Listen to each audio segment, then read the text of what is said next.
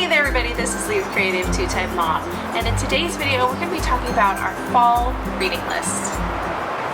So welcome back to my channel. My name is Lee and this is Creative2xmom. If you're new here, this channel is all about homeschooling, parenthood, and thriving in the day-to-day. We are not the perfect homeschool family, but we love sharing our journey and we hope that you will join us. Today's video is all about our fall reading list, specifically Mom's fall reading list. And today we are being joined by Lindsay from Bytes of Memory. I'm going to link her channel down below.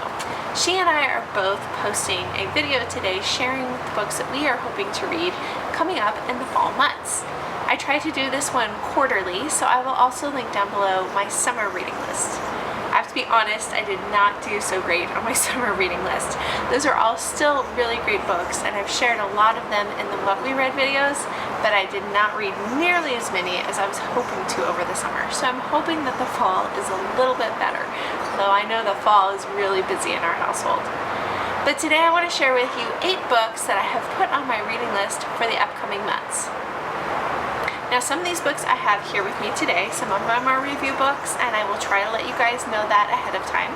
Some of them are on my Kindle and some of them I'm actually going to be checking out from the library. So I have a good selection of books all the way down from parenthood to Christian living to healthy living styles and one sort of biographical type thing. You'll see when we get there. So let's get started. The first book that I want to hopefully read is a book called How to Raise an Adult. Now this book I'm going to be checking out from my library. It's been on my library list for a while. I'm going to link that video down below if you don't know about library lists. They are awesome. But a friend of mine recommended this. She has 2 juniors in high school and now a freshman like myself, and we've been longtime friends, and so I really trust her parenting philosophy, the way she raises her kids, and just her recommendations on some of this stuff. Especially as I'm raising an older son and now he's in high school, I'm looking for good reads about raising teenagers, and I love the title, that you're not just raising a teenager, you are raising an adult. And I think that holds true from 2-year-olds on up, but especially in those teenage years.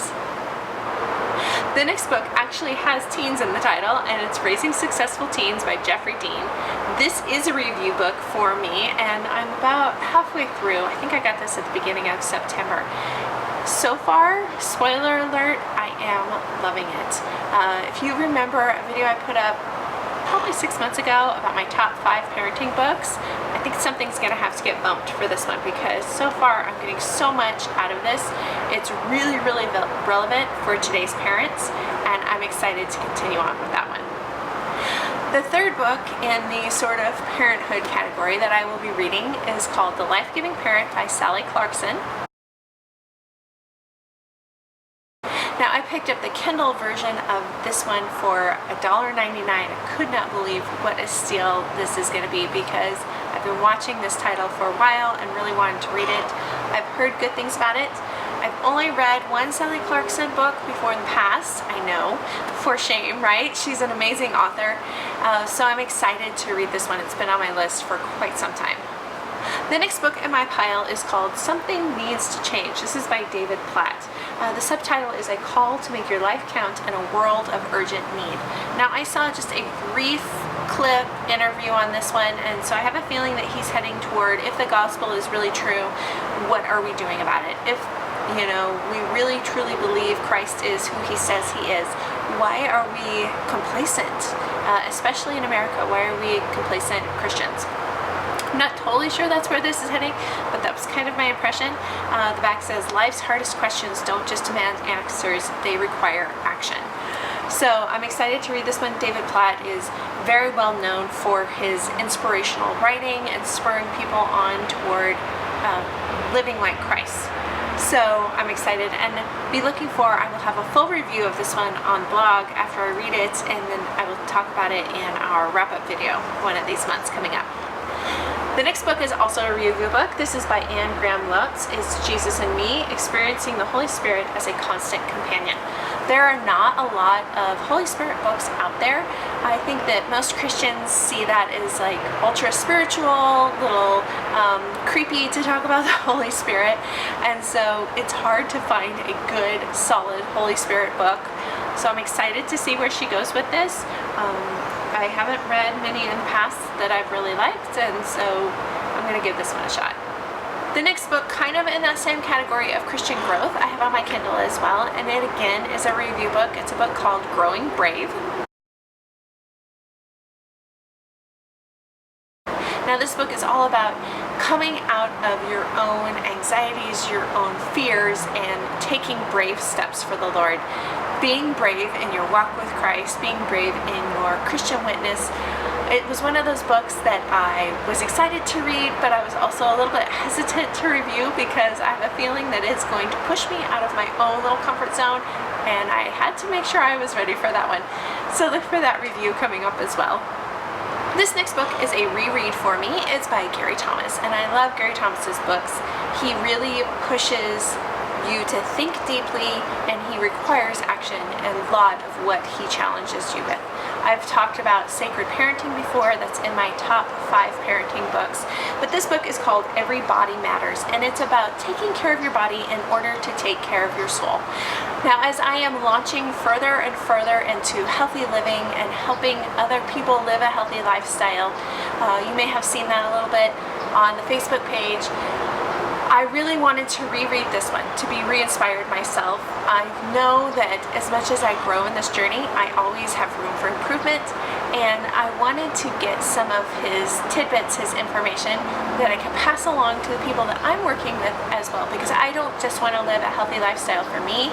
I want to inspire others to do the same. I want to encourage others to do the same, and I want to be a good support. So I'm rereading this one as a refresher course for myself and as inspiration and continuing in this journey. And the last book on my fall reading list is a book called The Day the World Came to Town. This is a book I'm going to be picking up from the library, and I'm actually really excited to read. I'd never heard of it until a couple months ago, and it's been one of those books that I have not been able to get off my mind. It is sort of a biographical story about when all the planes were rerouted on 9/11, which I am filming this video today on 9/11, so it's very appropriate. Where all those planes went, and a lot of them went to this very small town in Canada. They were rerouted there as sort of a precautionary measure because we had a no-fly zone over the US.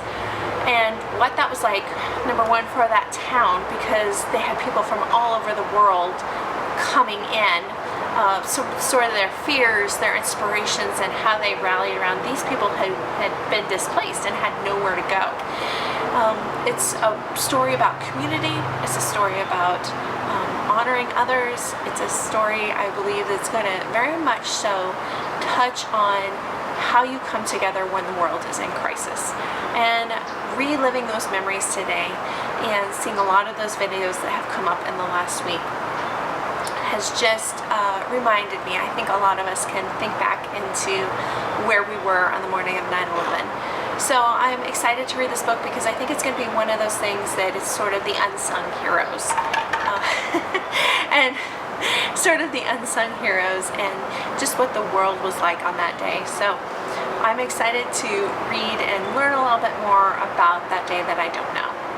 So that's the 8 books that I have on my fall reading list. A little bit ambitious, I feel like, with the hecticness of getting back into the school routine, but I'm excited for all of them. Some of them have been on my list for a long time, like Life-Giving Parent. The Day the World Came to Town has been on there for a couple months. So I am excited. Leave me a comment down below. Let me know, do you make a reading list for mom? You guys saw my reading list a couple weeks ago for my homeschoolers, but this one is my own challenge to myself. And let me know what you are reading, what you're loving, and what I could probably just take a pass on. I hope you guys enjoyed this video. Don't forget to check out Lindsay's channel as well, and we'll see you guys next time. Bye guys.